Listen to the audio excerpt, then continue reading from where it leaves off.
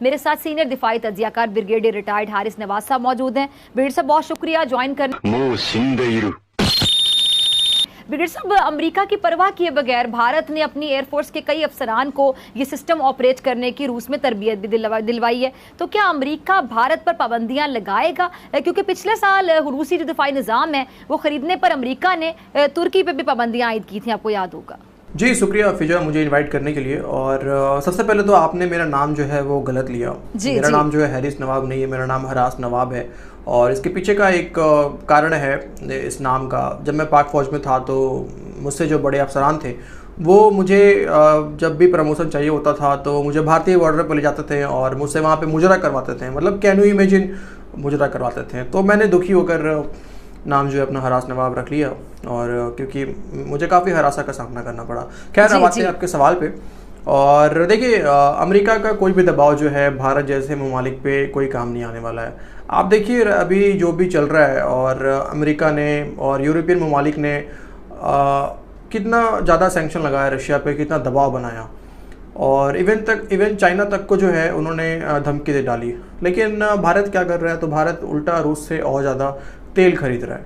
तो भारत शुरू से जो है एक अपने पैर पे खड़ा होकर चलने वाला मुल्क है। हमारे जैसा तो वो है नहीं कि इधर से भीख मिला उधर झुक जाओ, झुका दो सबको, और वहाँ से मतलब अब इससे ज़्यादा और क्या बोलूँ। तो देखिए फिजा सीधा सा जवाब यही है कि अमेरिका कितना भी दबाव डाल दे भारत पे, उसका कोई भी दबाव काम नहीं आने वाला है। जी अच्छा ब्रिगेडियर साहब, भारतीय मीडिया के मुताबिक भारत ने जब 5 अरब 50 करोड़ डॉलर के 5 मिसाइल सिस्टम्स के लिए रूस से मुआहदे किए थे, तो भारत ने अमेरिका को एक मैसेज दिया था कि भारत को चीन से खतरे के मुकाबले के लिए इस सिस्टम की जरूरत है। तो आपको क्या लगता है कि चीन की दुश्मनी में अमेरिका साथ दे रहा है भारत के इकदाम का, चीन दुश्मनी में? देखो फिजा, सबसे पहले तो मैं आपसे एक सवाल पूछना चाहता हूँ कि आपको इतना भारत से दिक्कत क्या है, भारत से परेशानी क्या है? आप इतना जो भारत भारत करते रहती हो एनी टाइम। आपको पता है कि कई ऐसे भारतीय यूट्यूबर हैं जो आपके वीडियो को अपलोड करते हैं, आपको बुरी तरह ट्रोल करते हैं, और वो ये तक कहते हैं कि चीखने चिल्लाने के समय भी आपके मुंह से जो है भारत का शब्द जो है वो बाहर आता है। बड़ा हरामी हो बेटा। अब पता नहीं उन्होंने देखा है या मैंने, तो मुझे नहीं पता। लेकिन यार थोड़ा सा कम करो इस चीज़ को। देखो भारत हमसे बहुत आगे है। जहाँ तक आप बात कर रहे हो S-400 की, तो वो एक अव्वल नंबर का एयर डिफेंस सिस्टम है, और वो किसी भी तरह का जो मिसाइल हो, एयर थ्रेट हो, उसको मार गिराने में सक्षम है। तो हमारे जैसे गरीब और चाइनीज़ वाले इक्विपमेंट वाले और गरीबी वाले मुल्क के लिए S-400 का दरकार है ही नहीं। उन्होंने उतना समय से कभी S-400 लगाया ही नहीं। उनके लिए जो उनके पास जो बाकी एयर डिफेंस सिस्टम है वो हमारे लिए तो काफ़ी हैं। उन्होंने जाहिर सी बात है उन्होंने चाइना के लिए ख़रीदा है। अब आप खुद देख लो, बालाकोट वो आ गए 80 किलोमीटर अंदर, बम गिरा दिया, वापस चले गए। क्या उखाड़ लिया हम लोगों ने? नहीं, मतलब आने के टाइम पे हमारा एयर डिफेंस सिस्टम कहाँ था हमें पता ही नहीं चला। उसके बाद अभी हाल ही का वाक़या आप ले लो, तो उन्होंने मिसाइल डाल दिया हमारे ऊपर में, 2 दिन के बाद हमें खबर मिली। ठीक है। और जिस तरह का सवाल तुमने पूछा है, मुझे तो शक लग रहा है कि तुम्हारा जो डॉक्टर का डिग्री है वो भी कहीं जाली तो नहीं है, क्योंकि ये जाहिर सी बात है चीन के लिए है, और अमेरिका इसमें पूरा भारत का समर्थन है, भारत को सपोर्ट कर रहा है, समर्थन मिला हुआ है उसको, अमेरिका का भारत को।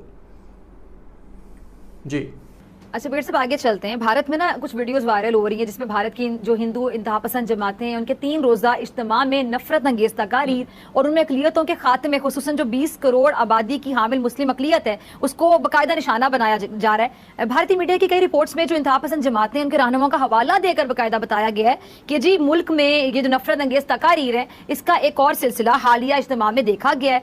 तो क्या कहेंगे आपके, ये मोदी सरकार जब तक रहेगी अकलियतों के साथ यही होता रहेगा, उनकी जिंदगी खतरे में रहेंगी? फिजा देखो, अब तुमने ये मौजूद छेड़ ही दिया है तो मैं आपको एक सलाह देना चाहता हूँ, और ये सलाह ये है कि भारत में रह रहे मुसलमानों के बारे में हम बात ना करें तो ज़्यादा अच्छा है। अब इसके पीछे का कारण क्या है? कम से कम भारत में जो महिलाएं रह रही हैं, कम से कम वो अपनी आवाज़ तो बुलंद कर रही हैं। जो वहाँ की मुस्लिम महिलाएं हैं, अगर उन्हें कोई चीज़ से परेशानी है तो वो अपनी आवाज़ को बुलंद करती हैं। इतनी आज़ादी तो कम से कम भारत में मुस्लिम महिलाओं को मिला है। अब हमारे इधर की तुम बातें तुम करती नहीं हो। कल हमारे इधर क्या हुआ शायद तुम्हें पता ना हो।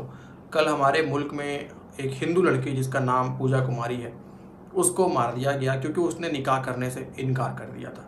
तो हमारे इधर में जो हिंदू बरादरी है उनकी बात हम करते नहीं हैं, और हम मुसलमान जो भारत में रह रहे हैं उसकी बात यहाँ पे हम बैठ के कर रहे हैं। 14% से 1% रह गए हैं, और तुम्हें पता है वो 1% क्यों है?